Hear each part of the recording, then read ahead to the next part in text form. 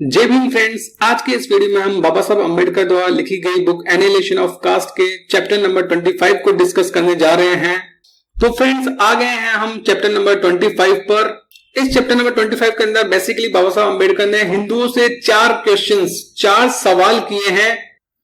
तो हम इन चार क्वेश्चंस को हम वन बाय वन डिस्कस करते हैं।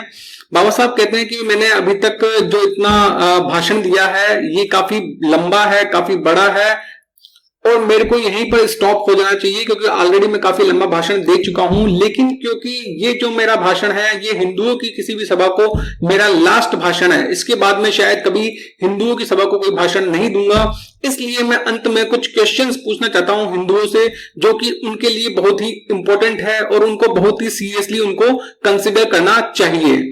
तो बाबा साहब जो फर्स्ट क्वेश्चन करते हैं वो ये करते हैं कि जो हिंदुओं का रिलीजन है, उनकी मोरलिटी है, नैतिकता है, क्या हिंदुओं को उसमें चेंज नहीं करना चाहिए? क्या हिंदुओं को उसको रिकंसिडर नहीं करना चाहिए? क्या हिंदुओं को दोबारा से अपनी जो उनका धर्म है, उन्होंने जो खुद की नैतिकता बना रखी है उसके बारे में दोबारा से उनको नहीं सोचना चाहिए? तो पहला क्वेश्चन वो यही करते हैं और अंत में इस क्वेश्चन का जवाब यही देते हैं कि the Hindus must therefore examine their religion and their morality in terms of their survival value.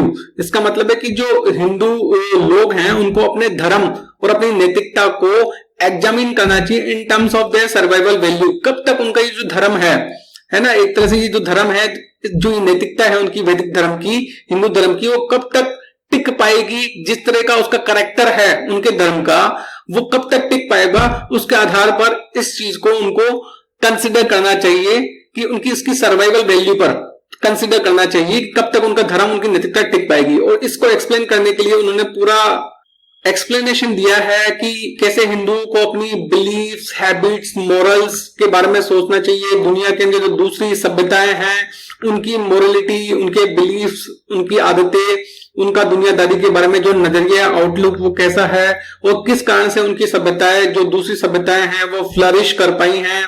जैसे लेट सपोज फ्रेंच रेवोल्यूशन में लिबर्टी, इक्वलिटी, फ्रेटर्निटी की बात की गई थी तो उसको हमने अपने कॉन्स्टिट्यूशन के अंदर लिया। उसी तरह से जो दूसरी सभ्यताएं हैं उनके अंदर बहुत सी अच्छी बातें होंगी तो उनको हमें अपने अंदर धारण करना चाहिए। हमको दुनिया से अपने आप को डिस्कनेक्ट करके नहीं रखना चाहिए। और जो मोरलिटी और रिलीजन होता है किसी भी सोसाइटी का, किसी भी समाज का, वो काफी एक ऑर्गेनाइज एक्सप्रेशन होता है मोरल अप्रूवल एंड डिसअप्रूवल का। मतलब किसी भी सोसाइटी का मोरलिटी और रिलीजन ही डिसाइड करता है किसी भी चीज को अप्रूव करना है या डिसअप्रूव करना है। वही ये जो मोरलिटी और रिलीजन है वही उनकी स्ट्रगल फॉर एग्जिस्टेंस में काफी इंपॉर्टेंट फैक्टर होता है, वही उनके डिफेंस और ऑफेंस के अंदर काम आता है।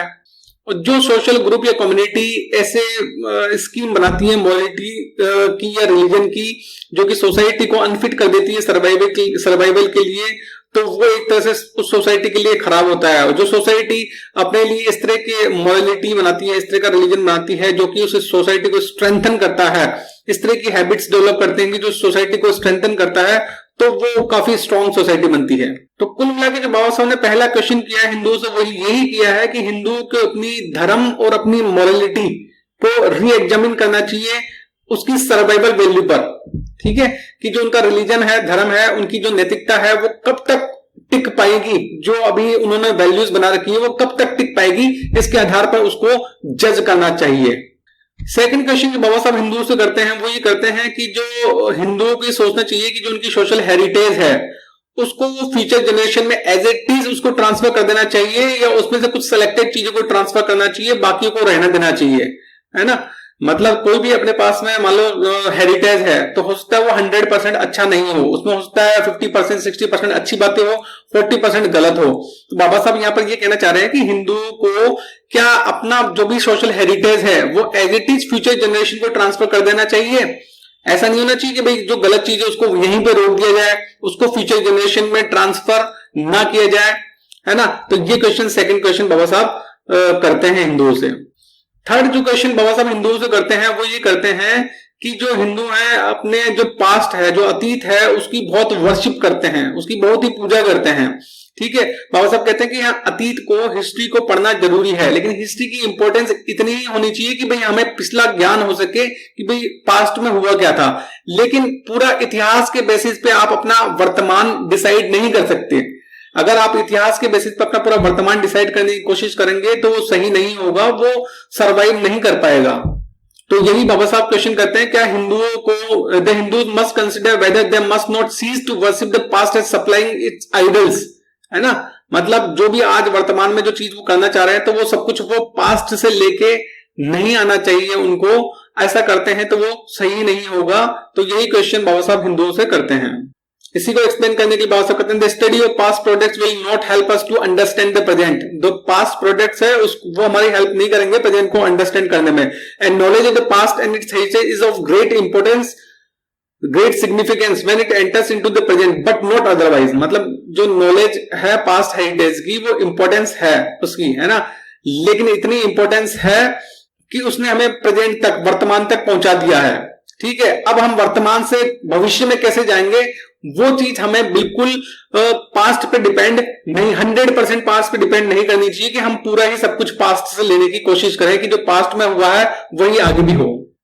And the mistake of making the records and remains of the past the main material of education is that it tends to make the past a rival of the present and the present more less futile imitation of the past। मतलब अगर हम सब कुछ past से लेने की कोशिश करेंगे तो वो सही नहीं होगा और पास्ट और प्रेजेंट एक दूसरे के एक तरह से दुश्मन बन जाएंगे, है ना। पास्ट से हमें उतना ही लेना चाहिए जितना प्रेजेंट अलाउ करे, उससे ज्यादा नहीं लेना चाहिए।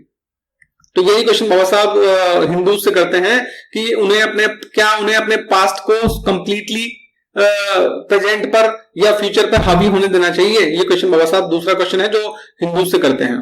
जो फोर्थ क्वेश्चन हिंदूज से करते हैं बाबा साहब वो ये करते हैं कि हिंदूज को क्या ये समय नहीं आ गया है कि हिंदूज को ये डिसाइड करना चाहिए, ये सोचना चाहिए कि कुछ भी फिक्स नहीं होता, नथिंग इटर्नल, कुछ भी सनातन नहीं होता, नथिंग सनातन, कुछ भी सनातन नहीं होता, हमेशा हर वक्त हर चीज चेंज होती रहती है ना।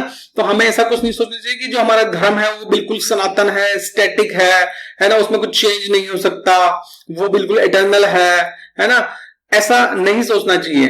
और अगर कुछ कांस्टेंट है वो सिर्फ चेंज ही कांस्टेंट है। ठीक है, change is the law of life for individuals as well as for society. In a changing society there must be a constant revelation of old values and the Hindus must realize that if there must be standards to measure the acts of man there must be a readiness to revise those standards। मतलब कुल मिला के बात यह है कि कुछ भी सनातन नहीं होता, धर्म भी सनातन नहीं है, जो पास्ट है हमारा वो भी सनातन नहीं था, तो हमेशा हमें चेंज के लिए according to the conditions change होने के लिए तैयार रहना चाहिए।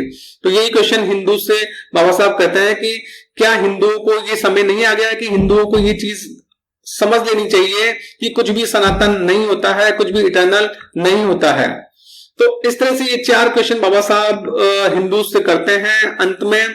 और बेसिकली इन 4 क्वेश्चंस का अगर हम जो देखें कंक्लूजन तो वही है कि वो हिंदू से एक तरह से ये कहना चाह रहे हैं कि उन्हें अपने धर्म, जो मोरलिटी, जो पास्ट रहा है उसका विक्टिम नहीं बनना चाहिए, है ना, और उससे हटकर एक नए वर्तमान और एक नए भविष्य की नींव रखनी चाहिए और बिल्कुल पास्ट से अपने आप को जितना हो सके, जहां तक जरूरी हो, जितना हो सके उतना कट कर लेना चाहिए और वर्तमान और भविष्य को अच्छा बनाने की कोशिश करनी चाहिए और किसी भी कीमत पर खुद को पास्ट का, अतीत का विक्टिम नहीं बनने देना चाहिए। इन 4 क्वेश्चन से जो कंक्लूजन निकलता है बाबा साहब का, जो हिंदू से पूछना चाह रहे हैं या हिंदू को बताना चाह रहे हैं, वो यही बताना चाह रहे हैं। तो फ्रेंड्स, आई होप कि वीडियो आपको अच्छा लगा होगा। Thanks for watching the video, और वीडियो को लाइक, कमेंट और शेयर और चैनल को सब्सक्राइब जरूर करें। जय भीम।